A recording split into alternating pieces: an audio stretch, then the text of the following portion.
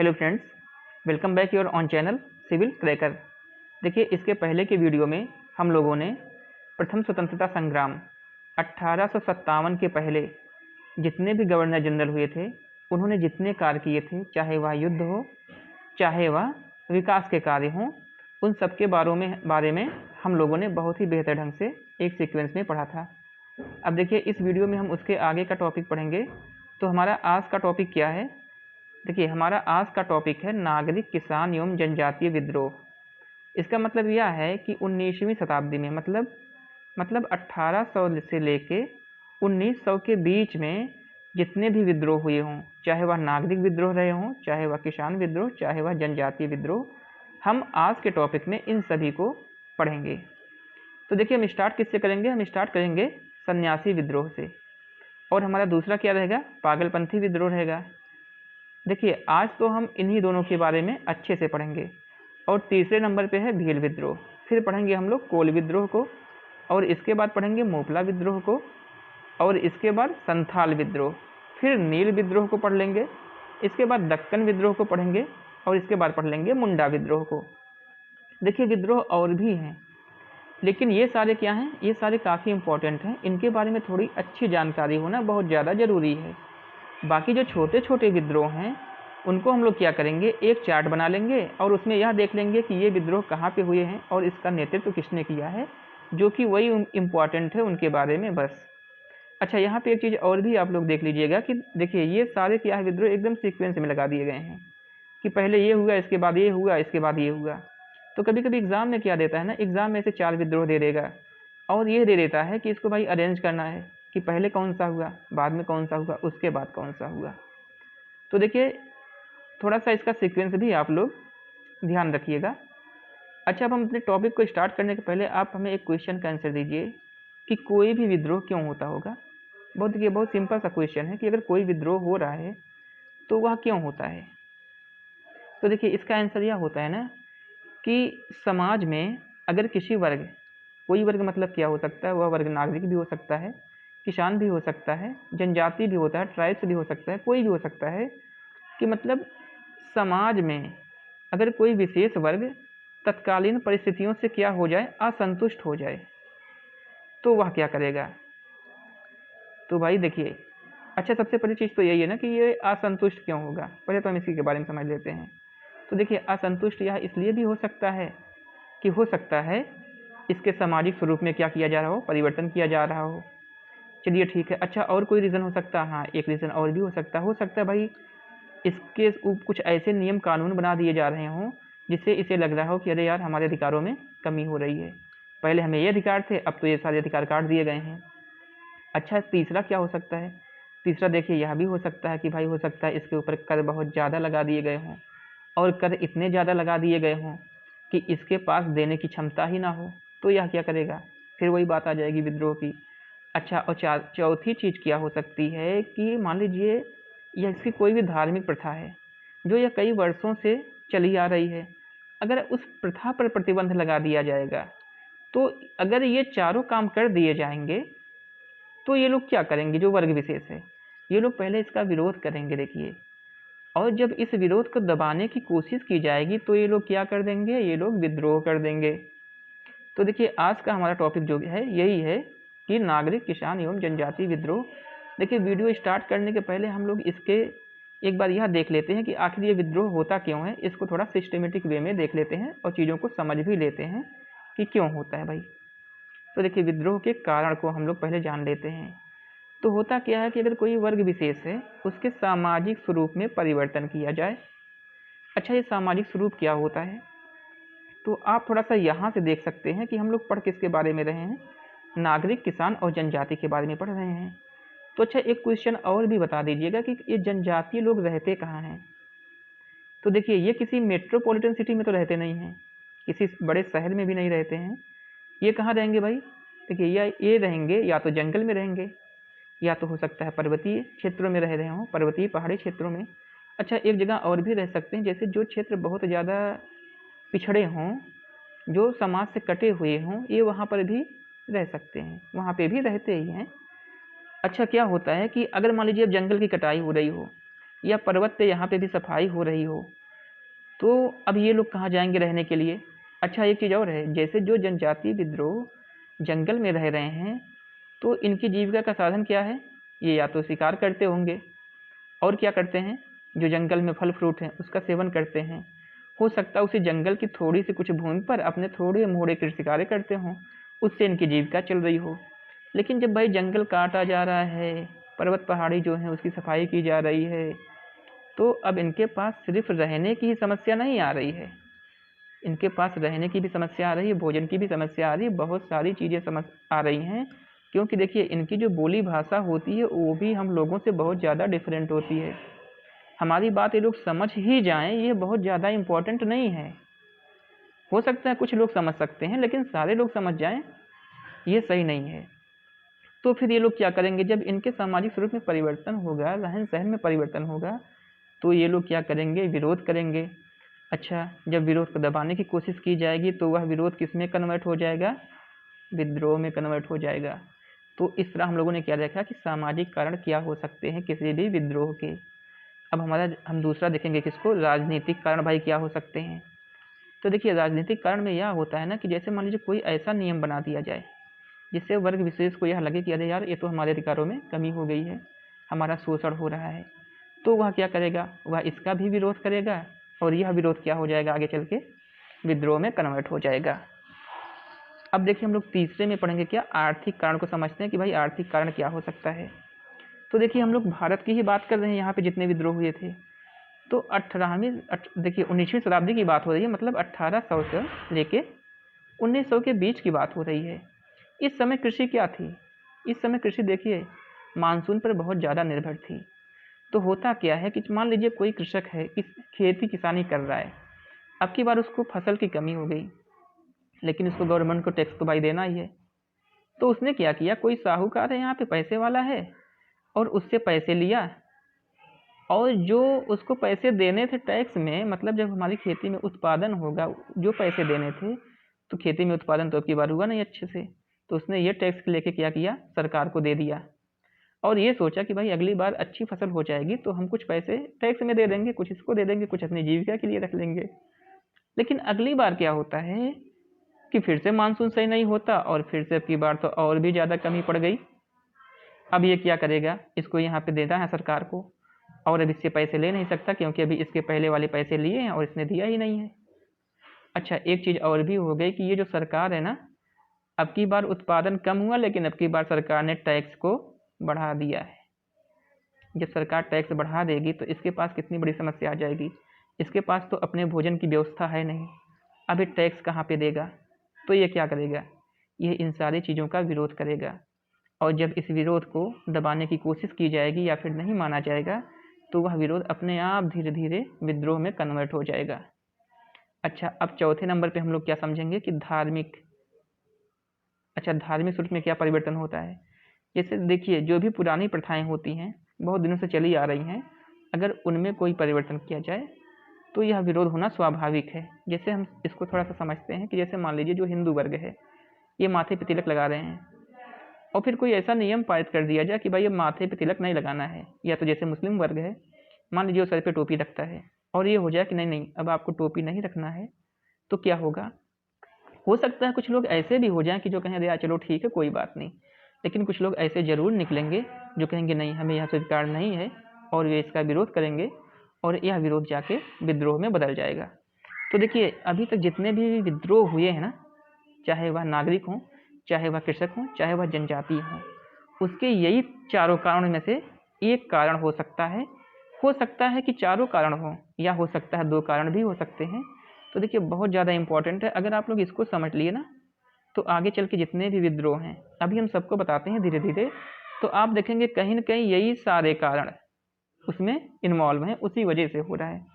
तो देखिए अब हम आज स्टार्ट करते हैं अपना आज का टॉपिक जो हमारा है। सबसे पहले हम किसको पढ़ेंगे, सन्यासी विद्रोह। तो अच्छा इसको सन्यासी विद्रोह क्यों कहा जाता है, सबसे पहला क्वेश्चन तो यही है। देखिए सन्यासी के बारे में मुझे लगता है आपको बताने की ज़रूरत नहीं है, तो सीधे से यही समझते हैं कि यह विद्रोह किसके द्वारा स्टार्ट किया गया था, सन्यासियों के द्वारा। अच्छा कब स्टार्ट किया गया था, देखिए यह तो वैसे तो स्टार्ट हो गया था 1760 से ही, लेकिन 1700 1763 ईस्वी में क्या हुआ, इसकी इंटेंसिटी बढ़ गई, इसकी तीव्रता में वृद्धि हो गई।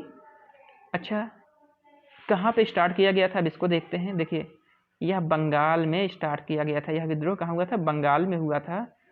और कौन से सन्यासी शुरू किए थे इस विद्रोह को, तो शुरू किए थे गिरी संप्रदाय के सन्यासी। देखिए, बहुत ज़्यादा इंपॉर्टेंट है, इस चीज़ को ध्यान दीजिएगा कि 1763 में बंगाल के गिरी सन्यासियों के द्वारा यह विद्रोह स्टार्ट किया गया था। अच्छा, अब हम थोड़ा सा यह बात देखते हैं कि इस समय क्या हुआ था बंगाल में, बंगाल की स्थिति क्या थी। तो देखिए, 1757 का जो प्लासी का युद्ध था वह हो चुका था, 1764 का युद्ध होने वाला था। और 1757 का जब प्लासी का युद्ध हो चुका था, तो जो ईस्ट इंडिया कंपनी थी उसका उद्देश्य तो हम सभी को पता है कि व्यापारिक कंपनी थी भाई, उसको ज़्यादा से ज़्यादा प्रॉफिट चाहिए था। तो कहीं न कहीं वह विद्रोह का माहौल भी वह कंपनी बना रही है। अच्छा, एक चीज़ हम और देखते हैं कि भाई यह विद्रोह किसके नेतृत्व में हुआ था। तो नेतृत्वकर्ता का नाम बहुत ज़्यादा इंपॉर्टेंट है। देखिए, मिलान करने के लिए भी देता है, तो इसको ध्यान रखिएगा। केना सरकार थे एवं दिरजी नारायण थे, ये दो लोग थे। अब सबसे इम्पोर्टेंट बात, यह विद्रोह क्यों हुआ था। तो यह विद्रोह इसलिए हुआ था कि जो तीर्थ स्थानों की यात्रा पर प्रतिबंध लगा दिया गया था कि कोई भी व्यक्ति तीर्थ स्थानों की यात्रा अब नहीं करेगा। और दूसरी बात क्या था कि भाई भू राजस्व को कठोरता से वसूलना था। तो हमने अभी पहले भी बताया कि ईस्ट इंडिया कंपनी का शासन आ गया था, व्यापारिक कंपनी थी, उसको ज़्यादा से ज़्यादा प्रॉफिट चाहिए था। प्रॉफिट के लिए वो क्या करेगी, ज़्यादा से ज़्यादा टैक्स लगाएगी। और जब टैक्स नहीं मिलेगा इसको, हो सकता है थोड़ा मोड़ा टैक्स तो मिलेगा ही, क्योंकि ये लोग जो टैक्स देने वाले हैं ये बहुत दिन से टैक्स दे रहे हैं, तो थोड़े मोड़े टैक्स पे इनको कोई प्रॉब्लम ही नहीं है।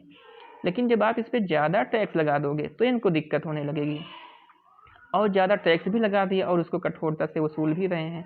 जैसे भाई जिसके पास पैसे नहीं हैं वो पैसे आपको कहाँ से देगा। देखिए, उस समय इसकी क्या थी ना कि उस समय की स्थिति बहुत ही ज़्यादा दयनीय थी। तो होता क्या था कि भू राजस्व को कठोरता से लोग वसूल रहे थे। चलिए, अच्छा ठीक है। देखिए, होता क्या है कि जैसे भू राजस्व को कठोरता से वसूल रहे थे, ये तो कुछ हद तक तो ठीक था, लेकिन जो ये तीर्थ स्थानों पर की यात्रा पर प्रतिबंध लगा दिए गए थे, ये चीज़ जो थी ना, ये उस समय समझ के बाहर थी। तो फिर अच्छा, ज़्यादा से ज़्यादा तीर्थ यात्रा कौन करता है। देखिए, हिंदू वर्ग भी करता है, जैसे वैष्णो देवी का मंदिर हो गया, या फिर बालाजी का, बहुत सारे देवी देवता हैं जहाँ पे लोग जाते हैं, उनकी श्रद्धा है। अच्छा, मुस्लिम करते हैं कि नहीं, बिल्कुल मुस्लिम भी करते हैं। देखिए, जैसे क्या है, अजमेर शरीफ हो गया या फिर मक्का की यात्रा हो गई, तो बहुत सारी ऐसी जगह हैं।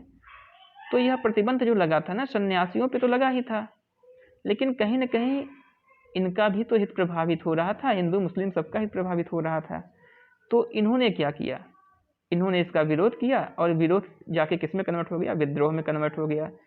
तो देखिए, अब ये विद्रोह को स्टार्ट कर रहे हैं, लेकिन भाई इधर जो है भू राजस्व को कठोरता से वसूला जा रहा है, तो इसमें जो जमींदार हैं और किसान हैं, इनका भी तो हित प्रभावित हो रहा था। तो ये लोग क्या करेंगे, इसी विद्रोह में शामिल हो जाएंगे आके।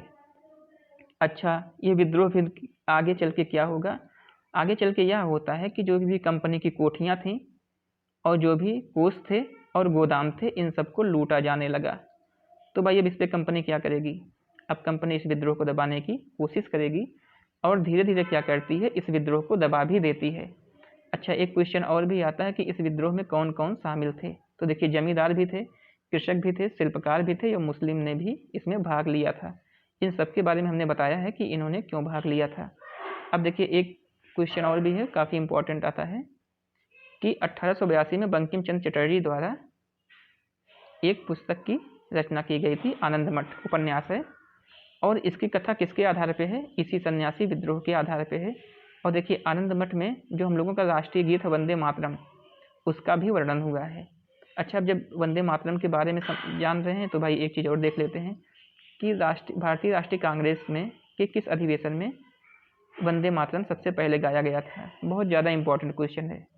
तो यह कब गाया गया था, यह गाया गया था 1896 कलकत्ता के अधिवेशन में। तो देखिए, इसको भी ध्यान रखिएगा।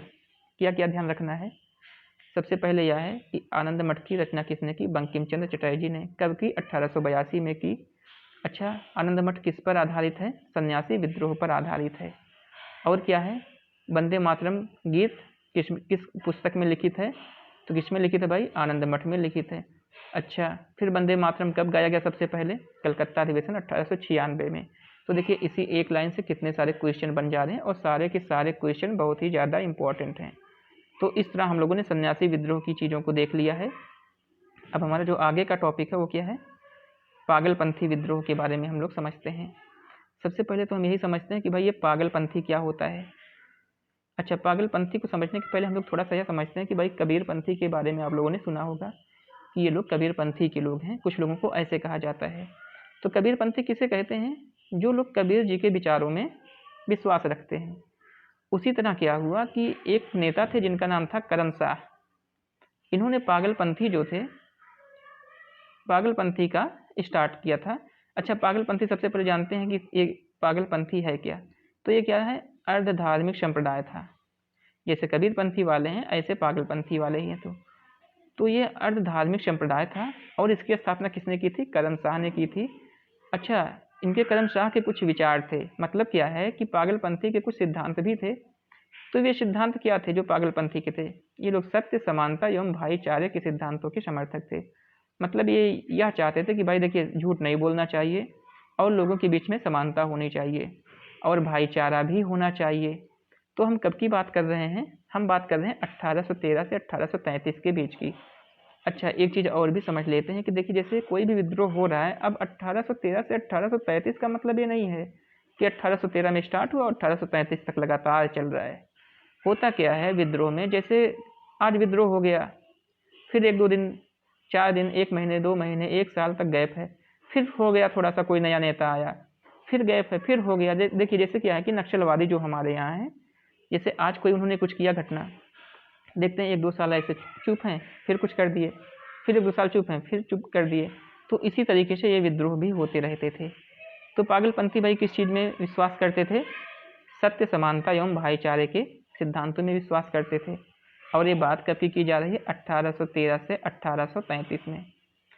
अच्छा, एक चीज़ और है कि यह विद्रोह हुआ कहाँ था? यह विद्रोह देखिए हुआ था बंगाल में, उत्तर पूर्वी बंगाल में। अच्छा, एक चीज़ और, 1813 से 1835 के बीच में बंगाल में भाई कौन सी व्यवस्था थी? हम लोगों ने पढ़ा है, देखिए भूलना नहीं है। जमींदारी व्यवस्था थी।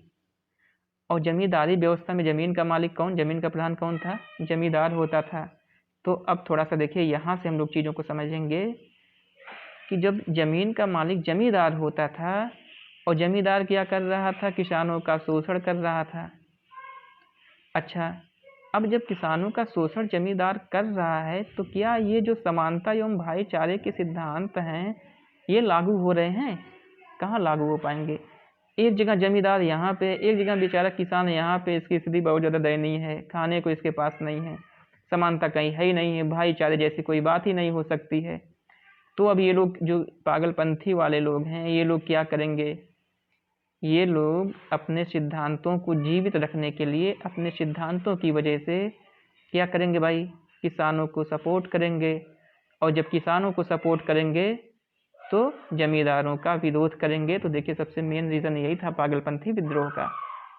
अच्छा, एक चीज़ और है, इस विद्रोह का नेता कौन था? तो देखिए इस विद्रोह का नेता था टीपू। बहुत ज़्यादा इंपॉर्टेंट है कि पागलपंथी विद्रोह का नेता कौन है? टीपू है। अच्छा, ये टीपू था कौन?